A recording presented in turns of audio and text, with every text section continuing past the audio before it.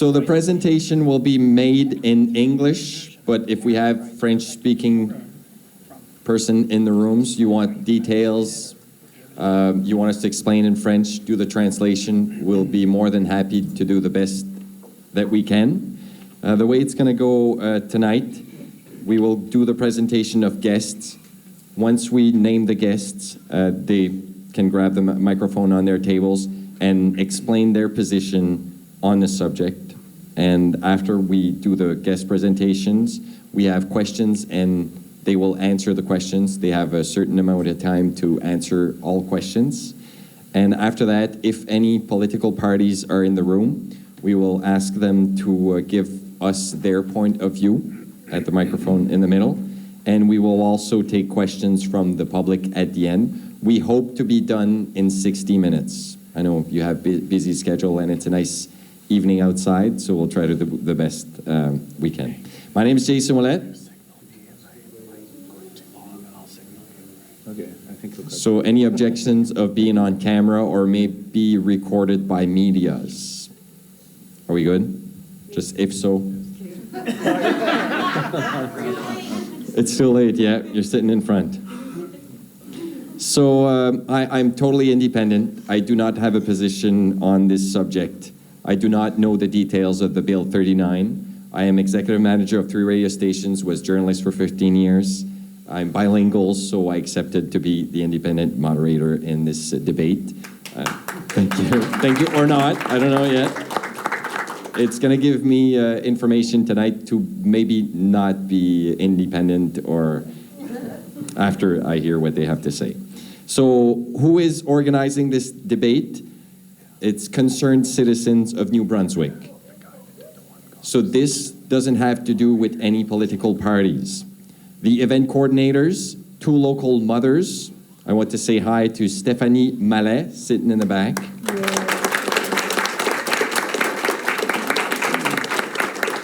And also Mélanie Fournier, that's sitting on her left. The organizers are not affiliated with or representing any political party or organizations. They are concerned citizens. Why are they organizing this event? They want to encourage public visibility on this debate in the medias, allow citizens to base their opinions on fact from medical professionals, facilitate a fair democratic debate, and promote civic engagement in New Brunswick. Presentation of guest speakers. So I will ask, once I name your name, you can tell us your position on the subject. We have with us tonight Dr. Bob Sears, MD, pediatrician, author, and founder of Immunity Education Group, pédiatre, auteur, et fondateur d'Immunity Education Group. So Dr. Bob Sears, what is your position on the Bill 39? I oppose Bill 39, and I oppose all mandatory vaccination bills.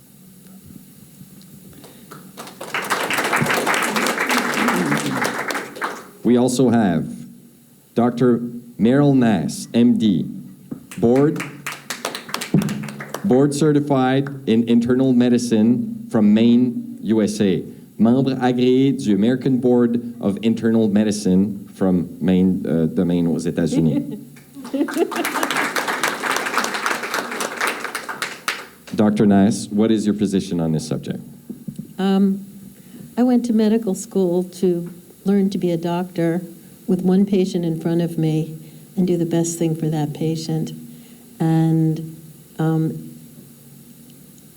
when I took the Hippocratic Oath, that's what everybody was supposed to do. That was a long time ago, and a lot of people have forgotten that. And if you're doing the best for your patient, you have to be against mandates that treat everybody as one size fits all. It's not good for everybody.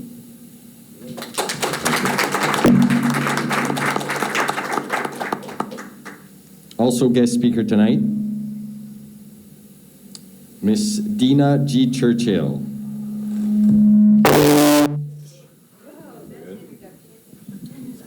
Sorry, here, I'll go ahead. BSCDC, BSCDC. Hello, yes. So it's Dr. Dina Churchill, and I'm a chiropractor, a retired chiropractor now.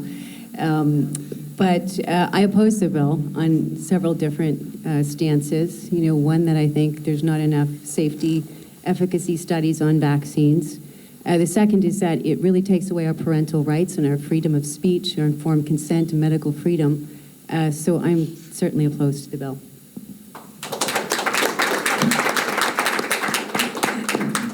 Thank you, Dr. Churchill. Dr. James Lyon Wheeler, PhD, author and researcher, auteur et chercheur. Your position on this subject, please. Thank you. This is a little hot, but as I run a not-for-profit institute, I can't come down one way or the other on the bill, on the specific bill.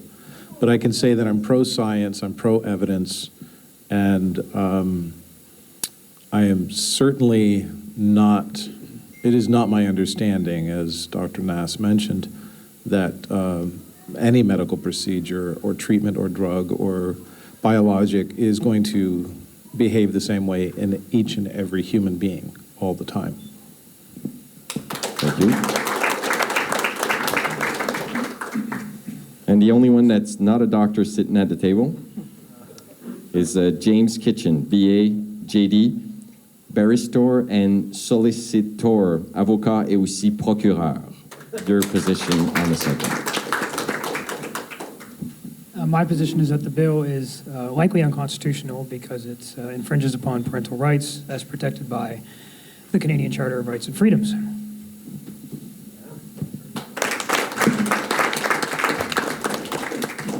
So I will name you one after the other, and we would like to know your position on the Bill 39 and why is this topic important to you? So we will start. Did I do good? The imaginary people that aren't here? Yeah. We ask. Well, tell us who's not here. I don't have all the names.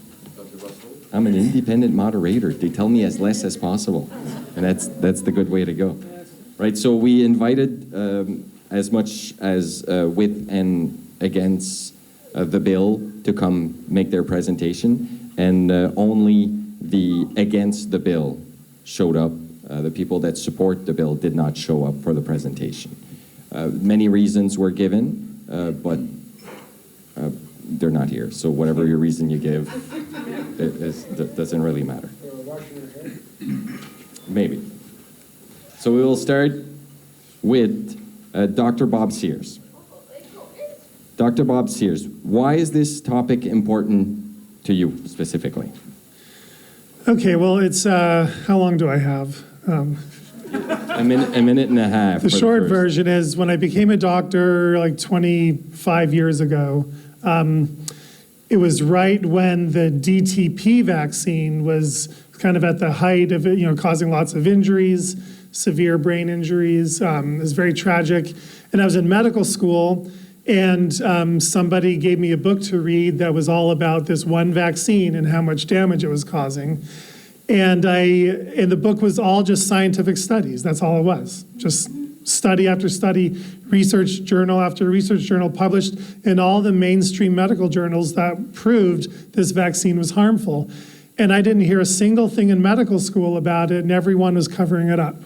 So I went to my own Georgetown University library in medical school and did my own research and found that this book was true. This vaccine is causing all kinds of injuries. So that's what got me started on this, just realizing that our medical industry does have the potential to cover up when a medical treatment is causing harm to some people. And so it made me realize I just got to do my own research. I'm not going to trust anything related to vaccines that anyone teaches me until I verify it for myself. And so now, 25 years later, I realize that vaccines, you can talk about how important you think they are all day long, but they're not 100% safe for every single person. Some people will have bad reactions. And for me as a doctor, I'm very uncomfortable mandating anything that we know will cause some harm to people. And it's just unfair to patients to give them this medical product without informing them of the potential harm. So for me, it's all about informed consent, making sure every person who gets a vaccine knows the risks and benefits, and that a government does not mandate this for anybody. So that's how I got here, and that's why I'm still here today, 25 years later. Dr. Sears, thank you. The same question is now asked to Dr. Merrill Nass. Why is this topic important to you? And you did answer some of the question in your introduction, but we're still curious. Okay.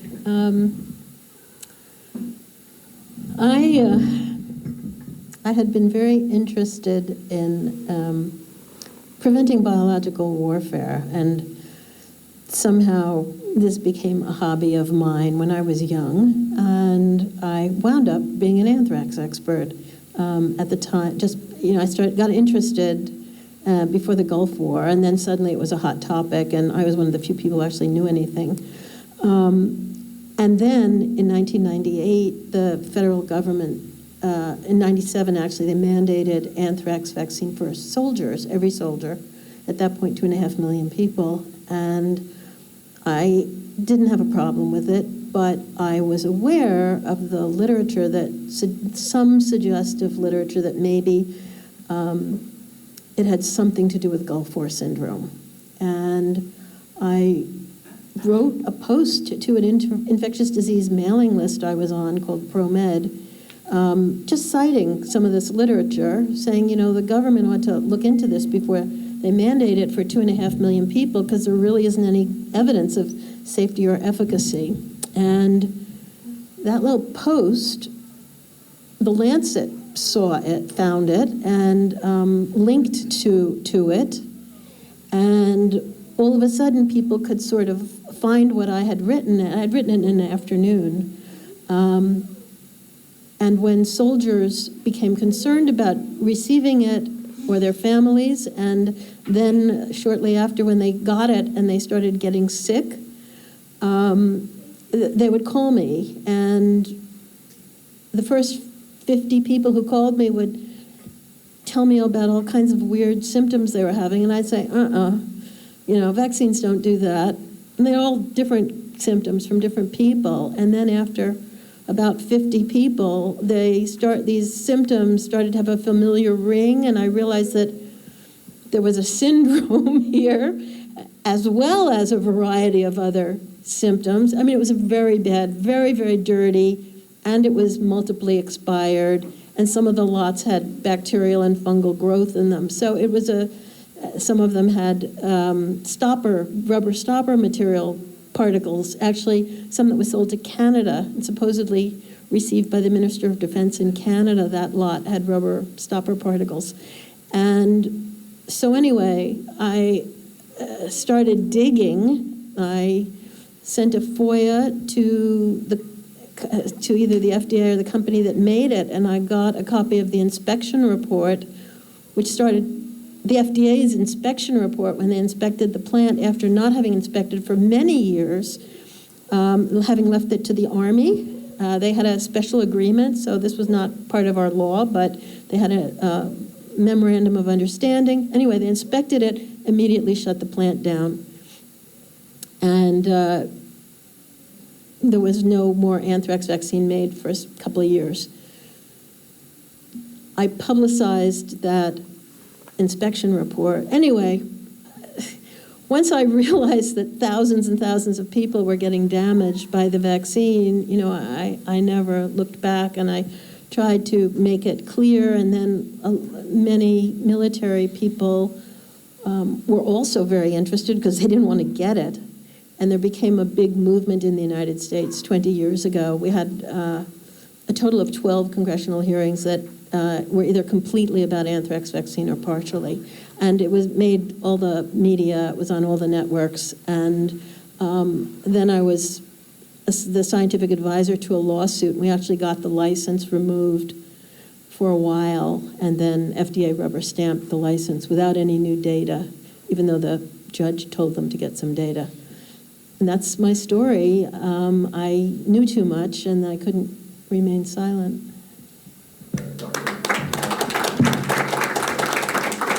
Dr. Nass, I'm a little curious. Why are you here today from the United States, the anthrax, the Gulf War? You're in New Brunswick, population of 700,000 people. Why are you here Maine, today? population of 1.3 million people. So why did you come today? Well, so it started with anthrax vaccine, and then smallpox. The military then mandated smallpox vaccine in 2003 for everybody in the military, and that was supposed to be for civilians too. And that program died after about 50,000 civilians got it because a handful of them that we know about had cardiac deaths as a result. And there was no liability program. So initially, after that, people refused to take it. They said, "What if I die? I'm not going to get a penny." So anyway, the program died for civilians. It has continued for soldiers. So then I had to learn about smallpox vaccine. And then I was invited to talk at conferences, and I started to hear what other people were saying about other vaccines, and I realized this was more than just a military snafu, but it was a worldwide snafu. And I've had 22 years now to educate myself, so I've learned about all the other vaccines. Were you invited by the government? No, I was invited by that gal in the corner, Okay. Stephanie Mallet. Okay. Thank you. Can I jump in on that? Can I? Go ahead. I flew out here, from California. Stephanie invited me as well, simply because I'm trying to stop the momentum of mandatory vaccination laws. In the United States, only 2 states had vaccines mandatory for the last 25, 30 years. West Virginia and Mississippi, only 2 states would go so far and exercise such extreme police powers as to make vaccines mandatory. No other state would. And then a few years ago, California did, and then New York just did, and then Maine just did. Am I right? Maine, right? Yeah. Yeah, so I thought, well, enough is enough. And by the way, these mandatory laws died in Colorado and Oregon, and for the most part in Washington state. They tried to pass these laws and they didn't pass. Okay, but in almost every state, see it down below, almost every government is thinking about passing a law like this. So when I heard from Stephanie that New Brunswick is going to be the first Canadian province to look at passing this law, I thought, well, I need somewhere I can move to someday if I want to practice freely. So if I can help stop the first state in Canada from passing a law like this, and keep working hard on the United States, then we can try to stop this momentum, because they've gone too far. They've just gone too far this time, and people are going to rise up and not let it happen. So, Dr. Sears. Dr. Dina Churchill, your point of view, and the question was, why is this topic important to you? Well, I'm from Nova Scotia and grew up in Newfoundland. So those 2 provinces have vetoed this mandatory vaccination. So I thought I would come and lend support to our sister province, because I feel what happens here sets a precedence for the rest of Canada. The other part of the question, how did I get involved? Well, I have 2 children, and Dominic's 21, Gabriel's 18, so I started researching vaccines back then. So as a chiropractor, I have a doctorate degree that gives me the ability to diagnose. So unlike my medical counterparts, though, we believe in kind of the body's ability to heal itself, and we're treating from the inside out. Well, some people. Sorry. We'll keep that one for another debate tomorrow. So in chiropractic, though, it's a drugless profession. So we didn't learn about vaccines. So when I had my first child, he was 8 pounds, 11 ounces. He was so healthy, so I didn't understand how putting chemicals into him could keep him healthier. So I start researching. So it was my own independent research, unlike with medical professionals that get it as part of their training. So I went to my medical doctor and I said, look, this is all the information I've gathered on vaccines, and if I listen to what's in these books, I can't vaccinate my children because they're, no safety studies, they're not effective, there's all these side effects. So if you could just debate this with me, look at the research, and if you can debate this with me and tell me where it's untrue. And she pushed the information across the desk, and she said, I really can't. I can't debate that, because if I admit that, what's in vaccines is harmful, then I'm admitting what I'm doing to children every day is harmful, and I can't go there. So again, at that point, I was grateful, for our agree to disagree, I guess. So that's kind of where it started. And then in my practice as a chiropractor, you're assessing neurological signs and symptoms. So it's part of our diagnosis, our treatment. And I would see neurological signs and symptoms in children that had had vaccines. Appearance of primitive reflexes and clonus and sorts of things. So I brought it to the College of Physician Surgeons. So I sent an email to them, and then, I didn't have any replies, so I went to the next chain of command, which was the provincial health minister, the federal health minister, to Justin Trudeau. And then last year, there was a directive that came down from the health board in Nova Scotia for all chiropractors to remove any mention of vaccines. So I removed it from my professional page, but I refused to take any information off my personal page because I thought it was an infringement of my rights and freedoms of speech. And then I was slapped with a fine of $100,000 for speaking. So I finally surrendered my chiropractic license because I didn't want to keep paying for my voice. So hoping that one day maybe I'll get paid for it. That's my story. Thank you.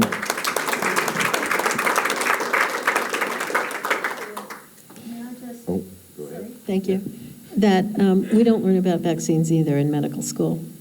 We maybe had 1 hour on all of them. Yeah, they don't really teach it. So they don't teach it at all? Like how many hours? Maybe 1 hour for all. So will you have? Yeah.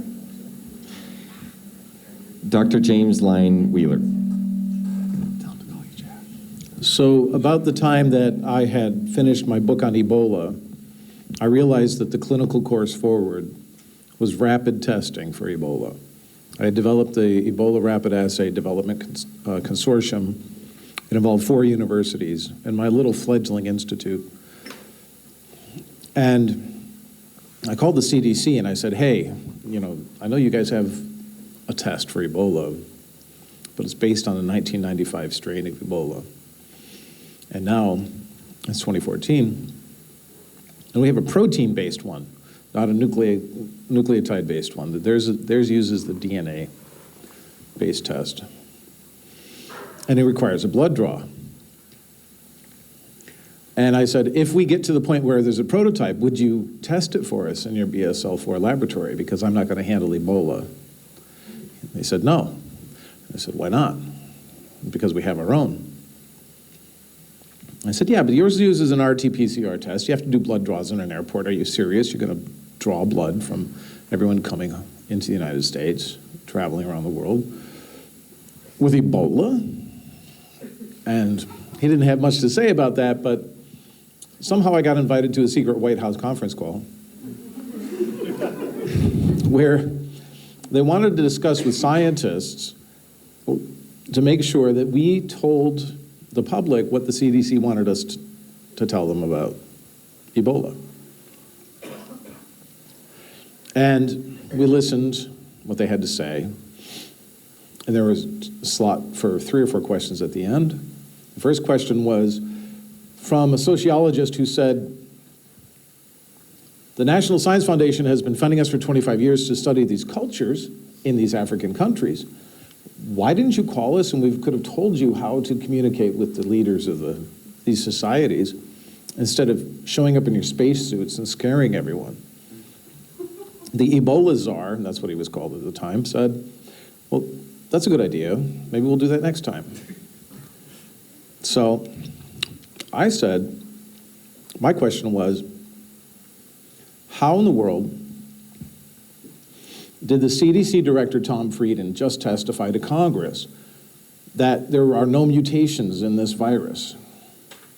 When on my laptop at the same time, I was analyzing the DNA data of Ebola, and I counted 396 mutations, and it was published in the New England Journal of Medicine. And they said, well, we have an expert here from the CDC to answer that. It's the same guy I talked to about the test. He said, I don't know who this guy is. He doesn't know what he's talking about. He said, these viruses 99.99999% identical to the ones from 1995. I said, he's selling his test. So I knew there's something wrong with the CDC. Finished the book on Ebola, wrote a book on cures versus profits. How do we have meaningful progress in medicine when we have for-profit medicine in the United States? How does that happen? I wrote 16 chapters on everything from robotic prostate surgery to why breast cancer hormone receptors are meaningful when you're trying to treat cancer. And then I thought, well, the subtitle of the book is Successes in Translational Research, and I know the greatest success in translational research in the world is vaccines. And just like you, I did my own research. Just like you, I started looking at the papers. The reason why I'm here, that's how I got here, but the reason why I'm here is because our society needs science. And they had to break science. They had to destroy science. They had to dispense with science to get to the point where they can do universal vaccination on products that are hurting people. And I want my sons to live in a world where we still have science. And I hate it when kids get hurt. That really, really upsets me. And I hate it when moms are gaslit. That really upsets me too. So I have a lot of reasons to be here.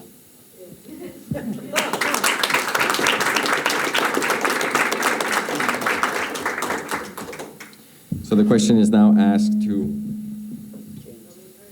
James Kitchen, which is a lawyer, right? I didn't specifically said James Kitchen is Yeah, I the enjoyed listening to you try to say that. yeah barista.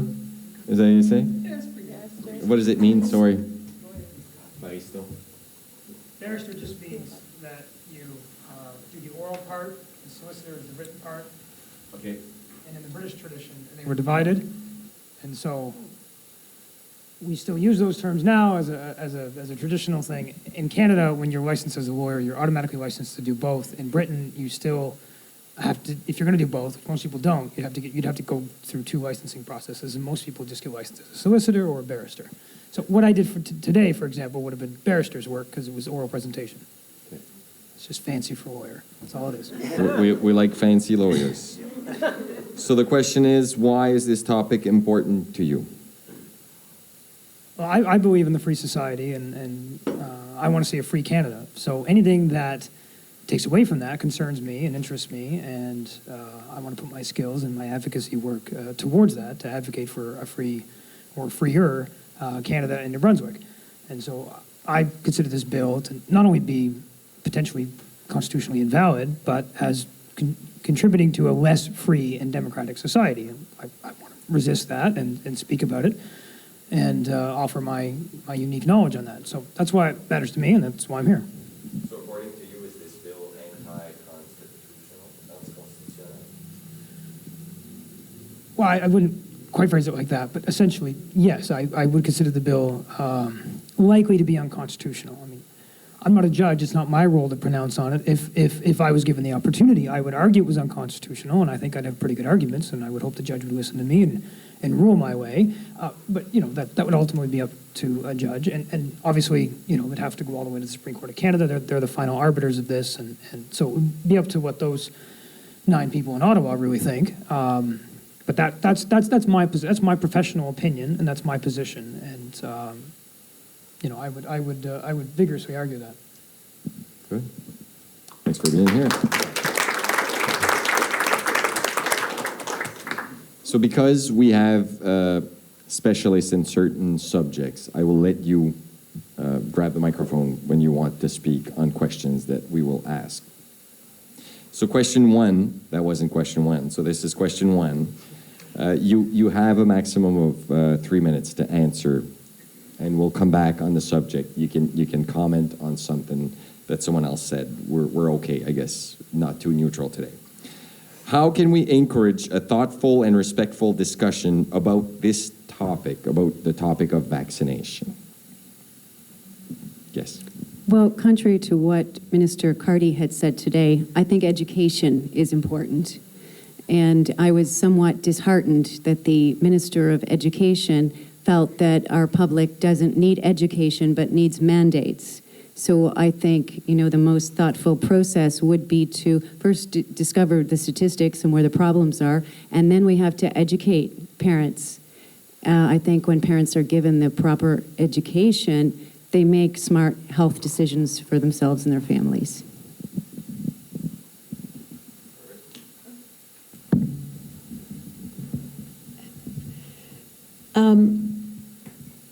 I think it's impossible to have a rounded discussion with both sides speaking together because the pro-vaccine people have not come, pro-mandate people have not come tonight and did not show up at a meeting in New Haven with Robert F. Kennedy Jr.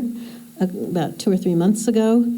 And as we saw in the hearing today, they have no facts at their disposal to make the argument that mandates are necessary.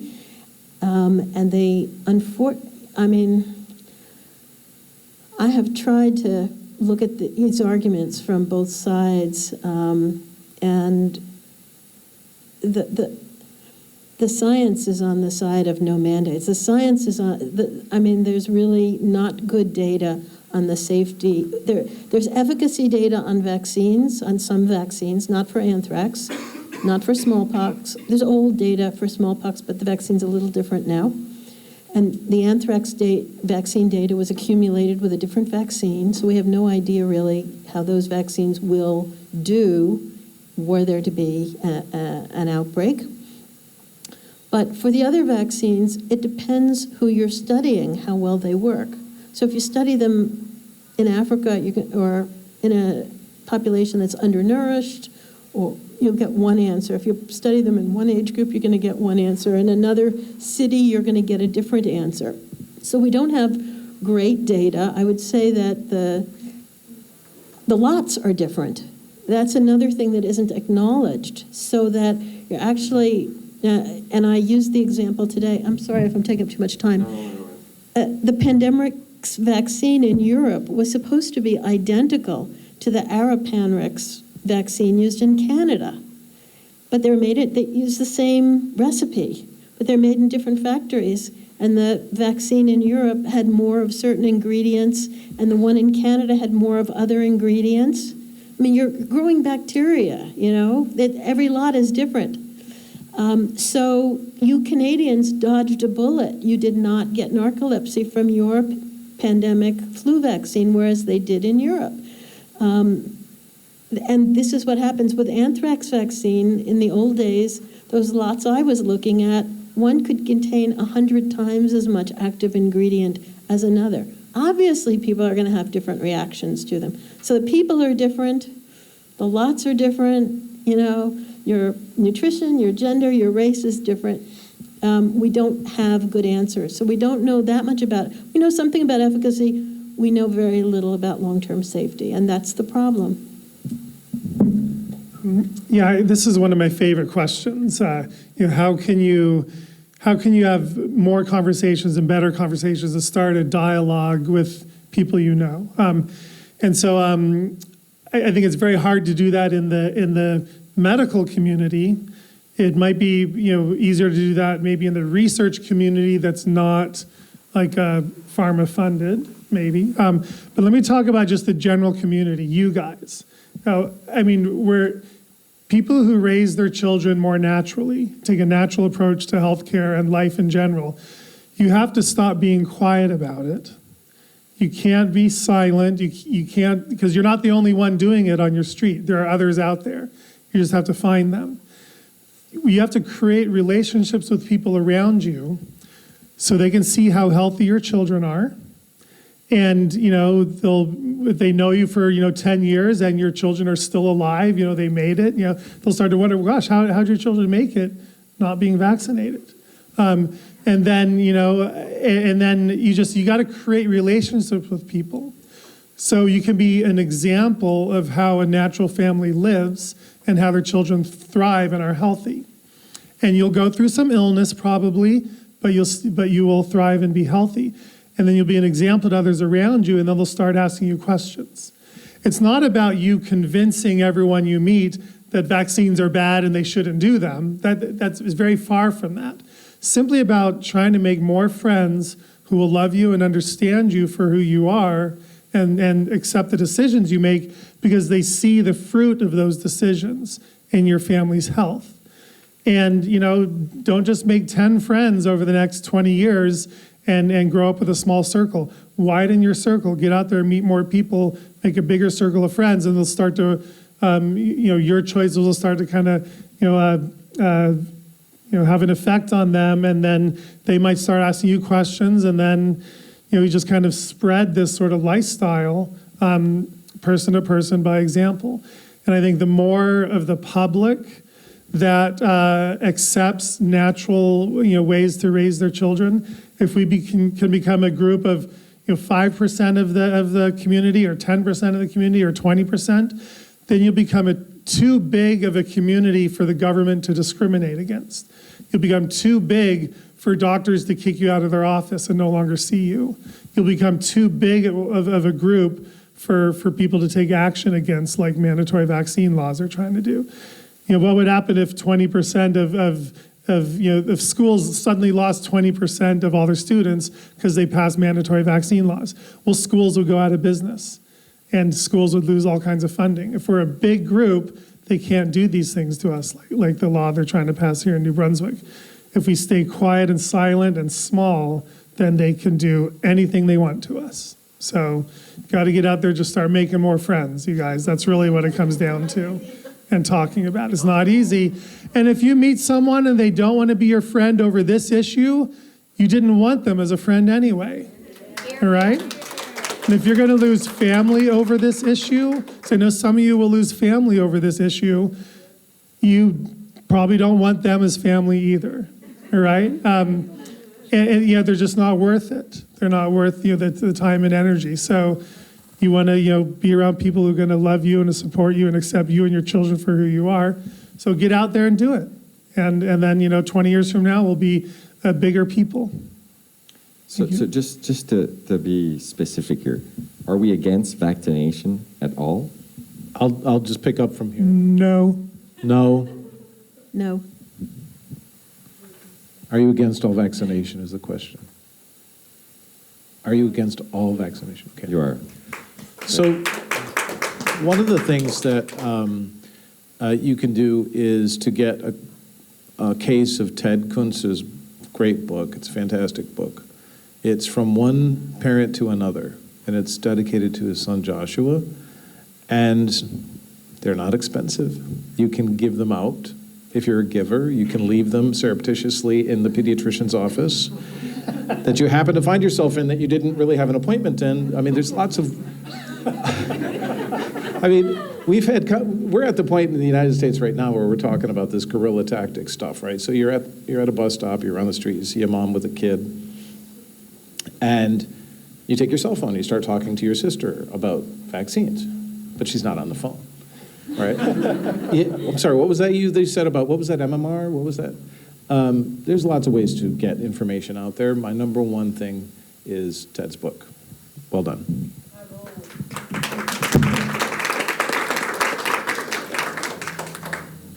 So any other comments on encourage the thoughtful and respectful discussion about the topic of vaccination around the table? So what the doctors have been referring to, I call self-censure.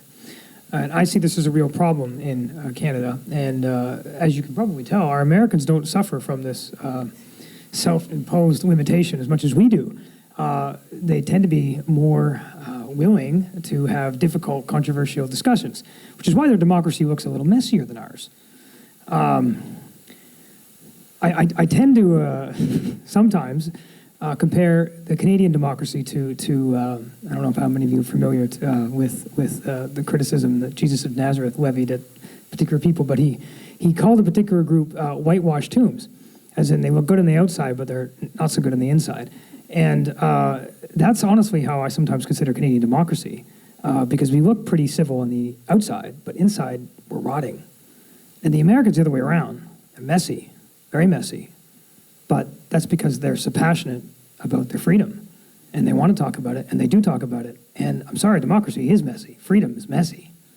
And we are a less free nation. In my opinion, we are a less free nation. And part of that goes back to the self-censure, the obsession with being nice over having those hard conversations, right? In America, my wife's American, and I love my in-laws because they're so fun to talk to, because they're not scared to talk about anything. We go down there for Thanksgiving, it's religion and politics the whole time, right? Those things are taboo in Canada. We're scared to talk about them, right? And that just keeps getting reinforced because our government's scared to talk about it, and our government doesn't really like it when we talk about it, right? Our government is not at all scared to engage in all kinds of censorship. And now even to Canada, we're getting to a point where we have compelled expression, which is sort of the logical next step. After a lot of censorship, you start to get compelled expression. You know, you can't say this, you can't say this. Well, now I'm going to make you say this too. So they're right. Don't self-censor. You know, and that's a Canadian cultural thing. I think we all kind of have to work on. They've talked a lot about it in the personal context. I would say, and I'll challenge you to bring it to the professional context or to the work context, right? I understand that's scary. One of the things I deal with is people who lose their jobs because they've said the wrong thing, right? I mean, the public sector is a big employer in Canada, and people are constantly getting fired or disciplined by the regulatory body because they've said the wrong thing. Right, but it's like they said, as long as these people are few in number, it's easier to go after them, right? I see it all the time. Governments go after low-hanging fruit, right? When it comes to taking out individuals that stand in the way of their agenda or rights that stand in the way of their agenda. So, you know, the more people that speak up in their workplaces, in their professions, the better. So that's where I would challenge you, in addition to not self-censoring around the kitchen table at Thanksgiving. Don't self-censor at the water cooler or at the coffee table in your workplace as well. And the second thing, and this is probably going to be pretty obvious, but don't let yourself be censored by the government. You have to start actually caring about this. And what I mean is not for yourself. When you see groups censored that you don't agree with or don't care about, start caring about it. I'll give you an example. Dave Rubin in the United States, I don't know how many of you know who he is. He's got a show, it's called The Rubin Report. I really like him. He's a married gay guy in the United States. But he's a libertarian, and he's a lover of the free society. And naturally, he disagrees with Christians who disagree with same-sex marriage because he's a married gay man. But he said, you know, I benefit from their freedom to say all the things that I disagree with and that I don't like. Because if the government can't shut them up, then the government's going to have a hard time shutting me up too. So I want to protect their right to speak, so that because I'm indirectly protecting my right to speak. He gets that, right? He gets that the pendulum goes back and forth, right? You know, 50, 60, 70 years ago, it was the opposite of what it is now, right? Now it's swung the other way, and he sees that, he gets that, and it could swing back, right? Freedom is freedom for everybody. Right, I think it was Milton Friedman who said that, you know, if you try to achieve an equal society, you may find yourself in a society that's neither free nor equal. But if you try to create a free society, you'll naturally find yourself in a society that's both free and equal. And in Canada, we're a little over preoccupied with equality at the expense of freedom, and we tend to think the two are mutually exclusive. And actually, they have a symbiotic relationship. You can't have equality without freedom. So don't let yourself be censored. Don't censor yourself. Don't let your friends be censored. And don't let your enemies be censored. That's my challenge to you. Don't let the ones you disagree with be censored, because you're helping yourself and your country when you fight for the people you disagree with to speak. So our supporters. So should we understand that the supporters of the Bill 39 are censored and not here tonight? Well, they've self-censored. Is what? They've self-censored. Or perhaps they were directed. So either they let themselves be censored or they've self-censored. Right? There's a lack of moral courage. Right? I apologize. Everything I've said requires moral courage, which tends to be a fading commodity, unfortunately. So I would challenge yourself and your elected representatives to exercise some moral courage. You know, stick your neck out and have the conversation. And you know, people aren't going to be perfect. They're going to say some wrong things. But if you're not so scared of having that debate, then it's, you know, and if you have a little bit of grace for each other, then I mean, this panel doesn't agree on everything. They're not calling each other's Nazis and punching each other in the face. You know, this one says no to all vaccinations. This one says no to some. But they're getting along and they're having a discussion, right? Because they're okay with that, right? So we need to, you know, it's a cultural thing, it's a political thing. We need to speak out against this idea that, you know, if we don't agree, then we can't get along and we can't have a discussion. We can only talk if you fully agree with everything that I say. We need to stop with that, right? You need to be okay with having that discussion where, you know, the person you're talking to really disagrees with you. And you need to encourage your elected representatives to say, okay, I elected you to talk about this because I can't. I got a family to raise and a job to do, so I elected you to talk about it. So stop being scared to talk about it and talk about it, right? And stop saying the science is settled and there's no debate. Bullshit, okay? Because that's not anytime we've done that in history, we've regretted it, right? To say the science is settled on anything, absolute statements are not gonna get you very far. You know, maybe something is quite true, but that should never mean the debate is closed, right? Keep talking about it and let others talk about it. You might believe in this, you believe in that. Let them talk about it. So, hear what they have to say. Dr. James Lyon Wheeler, you want to add on this subject? My nation's character has been attacked 3 times today, so I'm glad that we can be open about this. I'm feeling pretty strong here. I just, for the record, I can go out and about with the best of you.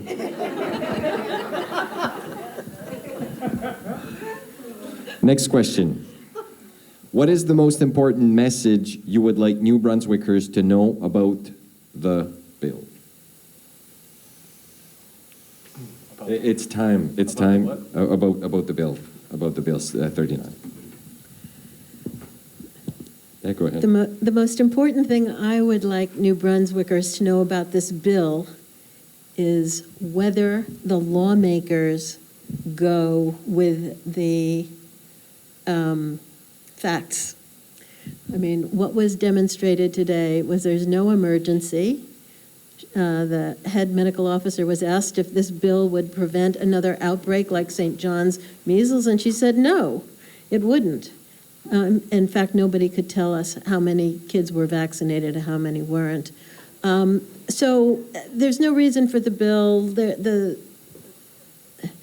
We don't know what it's going to accomplish besides buy some more doses of vaccine and make some kids who are sitting this one out because they've had a prior injury, but they don't have a doctor who will write it up, because actually there's no standards for writing a medical exam. Actually, Bob Sears probably, I'm sure he has standards, but for the rest of us who went to real medical school and didn't self-train as pediatric specialists in adverse reactions, for me, there's no standards. I can't find them in the medical encyclopedias. There's nobody to tell you how to write a medical exemption, what to write it for, or even what is an adverse reaction.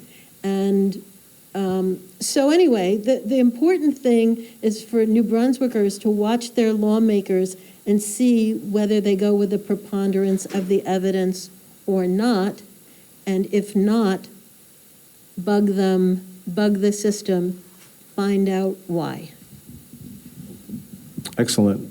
So the most important thing that I would like to say about the bill is that taking away the exemptions is just step one.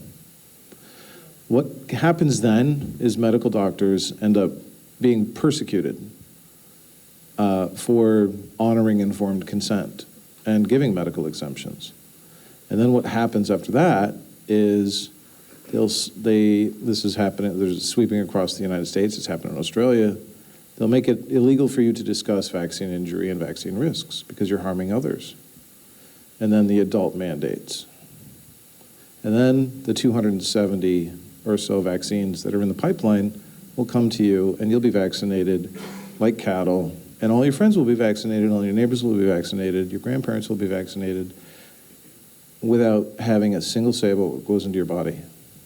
It is so important to stop it at this step and make sure that your legislators know that you know the protocol. You memorize that protocol, tell them that it happened in Australia, it's happening in California, we can see it happening in New York, right? New York State. And they will reproduce it in every country around the world until they can vaccinate whoever they want with whatever they want, and you have no say. I don't want to live in that world.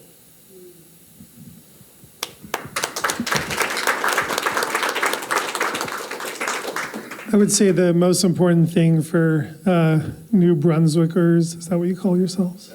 To know about Bill 39 is it's going to mandate a schedule of vaccines for everybody, a schedule of vaccines that has not been tested for safety.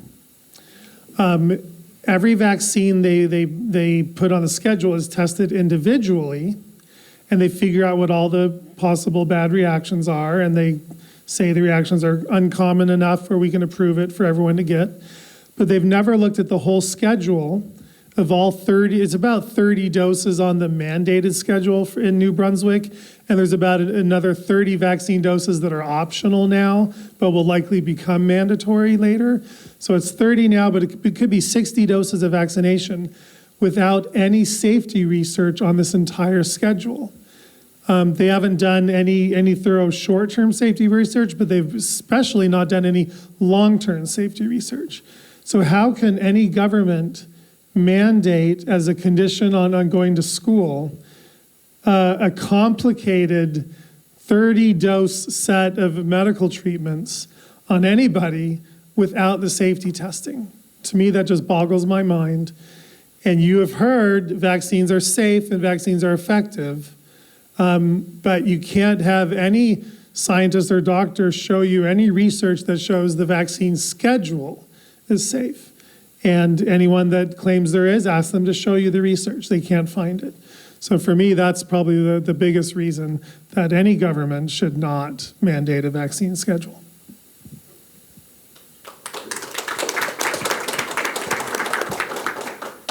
The most important message you would like New Brunswickers to know about this legislation? Anybody else? This morning, Minister Carty had said it was put forward by the Minister of Education because he was in a better position to deal with the anti-vaxxers. That was the reason, there wasn't any reason why it didn't come from the Ministry of Health. It seems to be a public health decision. I would thought, the minister, it would have been put forward by the minister, but she had suggested today in her address that the data really hasn't been collected yet. They're in the process of collecting the data. So I would say we need the data first, and then a bill that's mandating a public health mandate like this really needs to be supported and put forward from the Department of Health versus the Education Department, where Minister Carty, says he's not really a scientist and doesn't understand the data. Question for James Kitchen. What advice would you give this government regarding the Bill 39 and a law point of view? Don't. Oh, him to answer. Well, I would advise them, as I advised them today, to not pass the bill. Status quo. This is something of a solution in search of a problem. I mean, do we really have a problem? I mean, the media has a problem, or thinks this is a problem, because we have a dozen pertussis cases and a dozen measles cases, and please correct me if I'm wrong. I haven't heard. I didn't hear in today's testimony that anybody suffered any long-term, life-altering complications or injuries from those contractings of those illnesses. We're not talking about hundreds of thousands of people here swarming hospitals and dying in the streets. That would be a problem. We'd have to do something about that, and that might even be a problem that would warrant minor limitations on rights, because we have a crisis on our hands. So I think, you know, and legislation often does this. I've seen this in my line of work a lot. You know, governments get in, they have groups they want to appease, they have agendas they want to accomplish, they have mandates they want to fulfill. So they pass legislation it's often a solution in search for a problem. And that's what I would say this is. And the status quo is not, first of all, practically speaking, the status quo is not failing. And it also, whether by design or effect or both, it's upholding constitutional rights as it stands right now, with those exemptions in place. Why fix something that's not broken? You know, if you're gonna limit constitutional rights, you gotta have a reason. And I don't see much of one right now, other than maybe appeasing a particular group or playing to the media or scaring the populace. I don't know what it is, but you know, I don't want to call into question Minister Carty's intentions, but I have to wonder what he's so up in arms about. You know, I don't see kids dying in this. I mean, if I did, we'd all be upset, right? So I really do legitimately have to wonder what the big deal really is. Nobody wants their kid to be sick at all, but if it's something as simple as getting the measles, I mean, it sucks for a few weeks and it's scary and it causes anxiety, but it doesn't mean that we turn it into this. You get immunity for life as opposed to vaccines that one immunity. Well, yeah, that's right. I mean, That's a question for one of the doctors. no, it's certainly not a question for me. But My apologies. So we will get to the So- public questions in just sorry, a moment. that was long-winded. I guess I find myself so flabbergasted at all this. My answer is leave it be. Government usually does a lot better when it just gets its hands off more things, right? And I'll leave it at that. Thank you. We invite any political parties to step up to the microphone. We will give you 2 minutes to explain the position of your party or your personal position if you want to. So the microphone is in the middle of the room. If any of the parties are here represented or representing their party, you're more than welcome to come up to my microphone. I feel kind of weird to be part of a democratic process where MLAs and our elected representative are not in the room.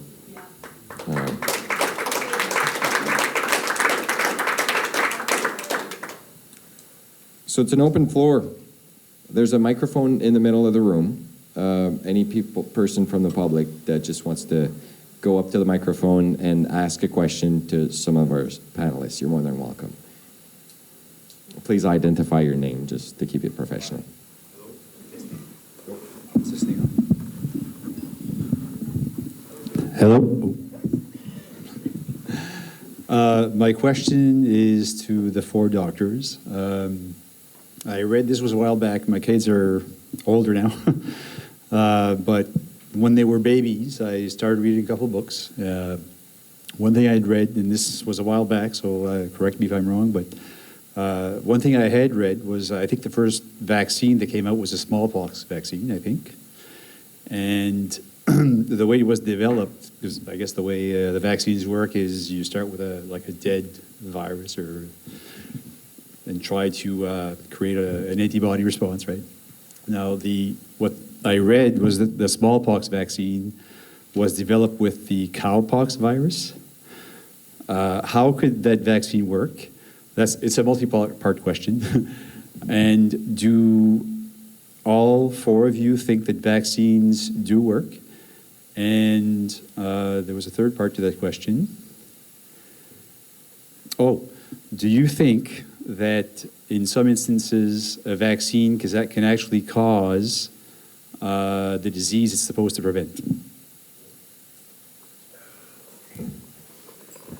So yes, well done on the smallpox from, cowpox. One of the things that happens in this kind of a societal discussion is we think vaccines are all the same too, and they're not. So let's take the HPV vaccine. The HPV vaccine clears the 4 or 9 types of viruses that are in the vaccine, from the site of infection and from the population. But there's 102 other types of HPV that are out there that it doesn't touch at all. So it depends on what you mean by work. Pertussis vaccine prevents symptoms from appearing, but it doesn't prevent infection and it doesn't prevent transmission, which means it doesn't prevent viremia, which is the growth and replication of virus of the bacterium, bacteremia.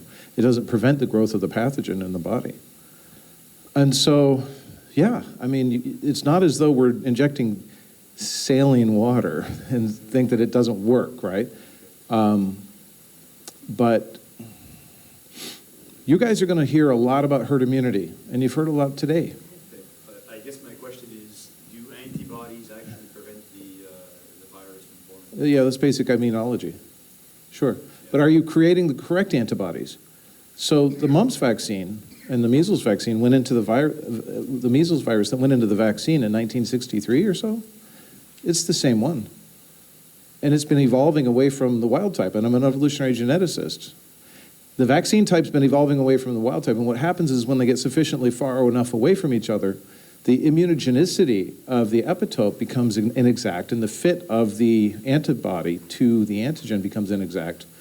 And then it actually turns out that it can become more difficult to mount a full immunological response to the wild type virus that you're worried about. So the vaccines have, right, so a brand new vaccine that is exactly matched probably works a lot better than one that's 60 years old, right? So that's my understanding anyway. And that, you know, I'm not against vaccines. I like to say I'm not for or against vaccines. I think it's a personal choice. But I understand how they work enough to say, if Ebola were here, yeah, I would probably take the vaccine. You know. Could a vaccine cause mutations in the virus? In the host? Yeah. No, not well. In the germs. Like In the in virus. the population. I don't know that, I've never seen any study, so I can't answer that.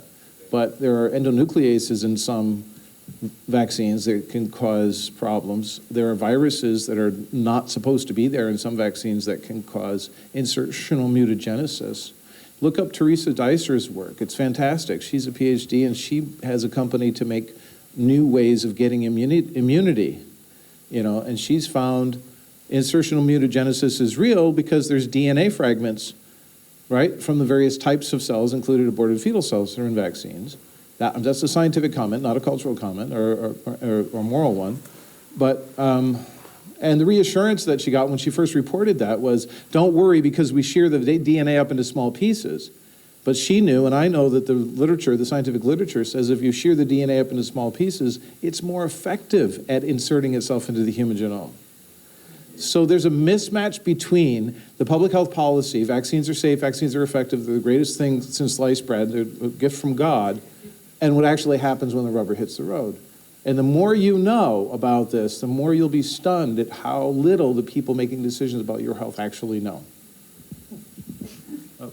Russell Ford, go ahead. First. So, yeah, there have been vaccines that caused you to get sicker. And I'll give you two examples. The first is an old measles vaccine that was used briefly in the 60s. And if you then were exposed to measles, you would get a worse disease than measles. That vaccine was taken off the market. We're actually on about the fifth measles vaccine because the first four were not good in a variety of ways. A group of many Canadian researchers, particularly, what's her name? Is it not Donica, but something like that, in Vancouver. Tatiana? What? Tatiana? No. Anyway, Skoronsky is her last name. There's a wonderful, fearless woman, doctor, epidemiologist, who studied the flu and has gotten all the other provinces in Canada to study their data also, and was able to show that if you had gotten a flu shot for the 2008-9 year season, and then you were more likely to get swine flu in 2009-10, you're actually 2.5 times as likely to get the actual disease swine flu if you had gotten the flu shot the year before, which wasn't a swine flu shot. And this was amazing. And the Americans tried to bury it, but so she first looked at the British Columbia data, and then other provinces looked at theirs, and it was similar. And then other countries looked at theirs, and it was similar. And finally, the U.S. sort of gave up and just tried to forget about it and bury it. I was just going to comment, there has been a recent mutation in the whooping cough germs. Whooping cough germs have a bunch of proteins on the outside that, kind of create, sort of their immunity fingerprint. And the vaccines have like a few of these proteins. And so you create immunity to those proteins in the vaccine, so then you hopefully your vaccine-induced immunity will attack the germ when it enters your body. Well, whooping cough germs have lost one of their proteins that are in the vaccine. I think it's the periactin protein is what it's called. So now there's a bunch of whooping cough going around, protactin, yeah, thank you. A bunch of whooping cough germs going around that don't have protactin in it. And so the vaccine that is designed to create immunity against protactin and use that to attack the germ, the vaccine is not going to work as well. Okay, but it wasn't caused, the mutation wasn't caused by the vaccine? Well, they suspect it was, but based on the pressure of the vaccine's presence and the immunities, the germs are smart, and they thought, hey, if we can not have some of these proteins on ourselves, well, I don't know, maybe it was a random mutation, maybe it just randomly happened. Evolution works. It'll randomly happen Right. first, and then there's selection. Yeah, there's usually, but the pressure, like the pressure of the vaccine might have contributed. So that's one reason why you see a lot of whooping cough. And then the other thing is linked epitope suppression. You might know more about that than I do from what you're saying, but we now know that everyone who's getting the current DTaP vaccines for whooping cough, tetanus, and diphtheria, you are now going to be more susceptible to whooping cough for the rest of your life, because the artificial immunity you're getting now from the vaccine, it will help you feel less sick when you catch the cough. You'll cough less, but it does something strange to your immune system, so that when you encounter that germ again later on in life, it'll be more likely to infect you. And that effect on your immune system is permanent, so it's not going to protect you from the infection later on, like it should. So it's a significant problem directly caused by the vaccine. I heard the word epitope a couple times. Yeah, Explain that word. It's just a small part of a protein. So a protein is a linked series of amino acids that folds into a particular shape, and the shape determines the function. An epitope is any part of that protein that a scientist happens to be interested in a particular reason. So an epitope that has immunogenic properties has the capacity to induce an immune response in a host if it's a virus, or in the patient or animal if it's a vaccine. The epitopes evolve, other parts of the protein evolve, and as they become different from the wild type, the wild type is also evolving. And that, I've calculated for the CDC recommended schedule using known mutation rates since the vaccines came on the market, how many vaccines have more than 5% of their epitopes likely hit by one or two amino acid changing mutations, or more than 5% of their epitopes that are actually potentially so different that it won't be immunogenic. And the answer is 6 of the vaccines on the market are likely past their expiration date. A molecular clock. Cellular degradation could cause. It's just differences. They're using the wrong virus. Mutations. It's like the CDC told me, this thing is 99.999% similar, identical, right? And yet I saw the 396 mutations. They need, if you put a vaccine on a market and you have this is where it becomes really about capitalistic intent, right? You have a contract, you'll do anything to keep that contract because it's $1 billion contract or a multi-billion dollar contract. And there's a lawsuit in the state of Pennsylvania where for the mumps vaccine, where two scientists stepped forward and they said, when we tested the data to get the contract for the MMR vaccine, we tested the data for efficacy, the usefulness of it in humans, and we found that it was deplorably low, very, very, very low. And so our bosses told us to go and order commercially available rabbit antibodies and spike to mumps, to the mumps virus, and spike the human samples and send those to the FDA. 2 whistleblowers have come out. In the United States, you can sue a company on behalf of the government. It's an interesting thing called qui tam. It's pretty cool. So if you have all you have to have is a whistleblower. We're waiting for the outcome of that trial, but if the mumps is really only 38% effective or something small like that, then is it working? To your original question, yeah, it's working 38% of the time. But are you going to get mumps diagnosis if you get it? Yes. What they're going to say is it's a vaccine reaction and that you can get mumps-like symptoms from the vaccine. So it's complicated. I guess we could talk about the subject all night. I will go for one last question of the public. Did you guys want to speak also? You do? So we'll try to, shorter questions, shorter answers, try to wrap it up. I just want to invite people to stay.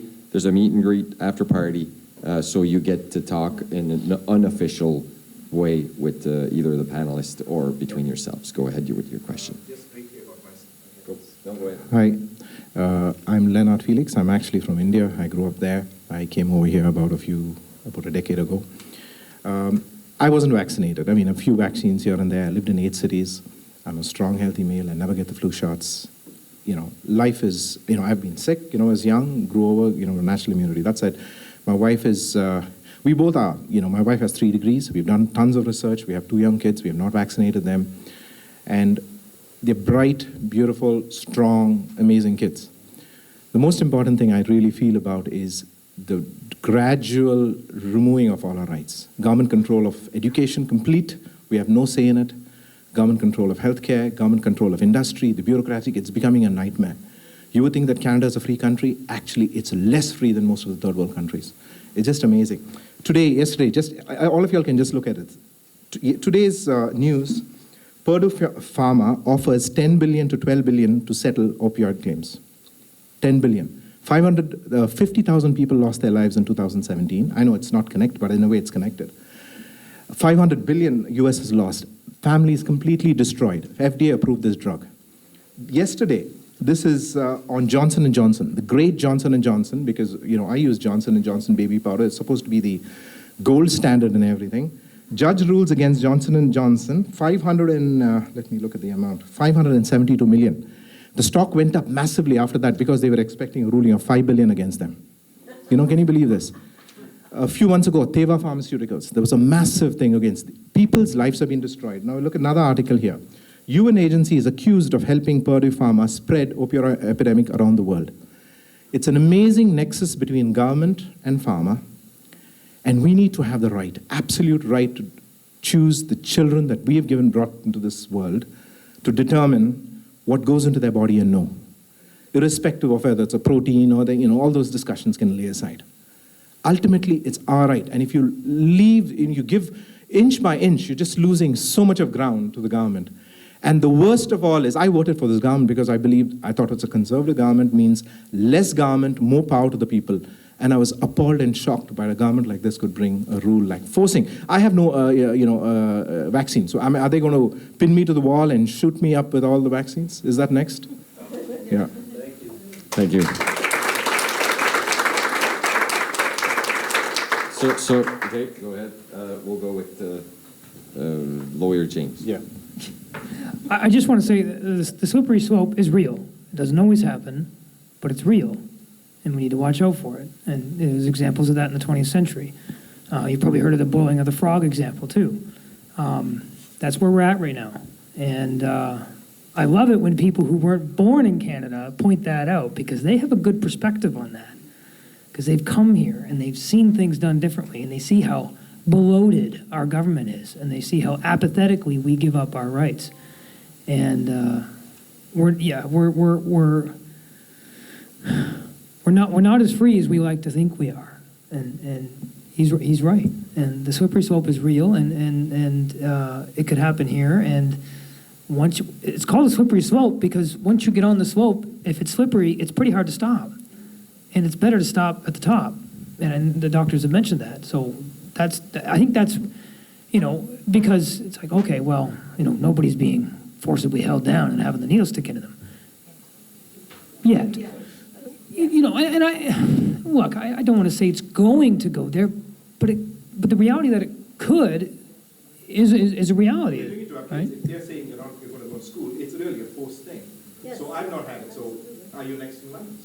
Yeah. Well, if the government can force you to do this, then they can force you to do that. If they can force you to say this, if they can force you to do this, if they can force you to give that up, well, where's it going to stop? When's it going to end, right? And we should stop at the beginning when we still have the ability to, as opposed down the road when we're going to have less ability to.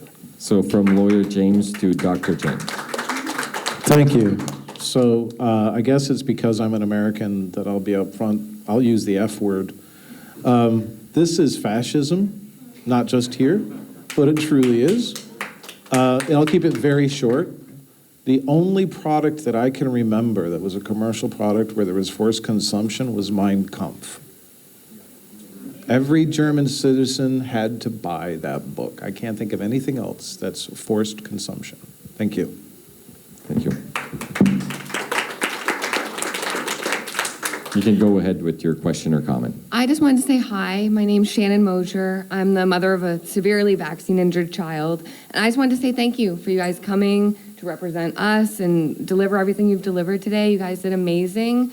And it's helped me prepare for what I have to say tomorrow. So that'll be tomorrow. But he wanted to say stuff. So thank you. Thank you for coming.